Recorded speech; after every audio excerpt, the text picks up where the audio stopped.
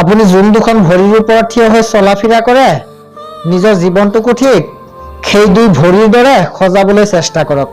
কাৰণ এখন ভৰি আগলৈ আগুৱাই গ'লে আন এখন ভৰিয়ে হিংসা নকৰে, আৰু যোনটো ভৰি আগত যায় সি কোনোদিনো নিজৰ অৱস্থানক লৈ অহংকাৰ নকৰে।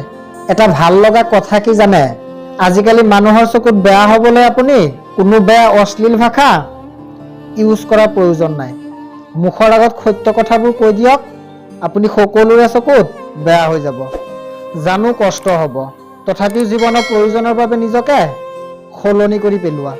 জীৱনত এনেকুৱা কাকো ভাল পাব নাযাবা যোনে তোমাৰ মূল্যই বুজি নাপায়। পানীৰ কোনো মূল্য নাই, মূল্যটো পিয়াহৰ।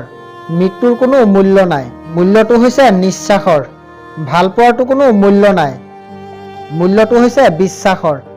মানুহো বৰ অদ্ভুত, সাঁতুৰিব গৈ ডুবি গ'লে দুখ হয় পানীৰ, উজত খাই পৰি গ'লে দুখ হয় শিলৰ, মাছ খাব গৈ ডিঙিত লাগিলে দুখ হয় কাঁইটৰ, জীৱনত একো কৰিব নোৱাৰিলে দুখ হয় ভাগ্য।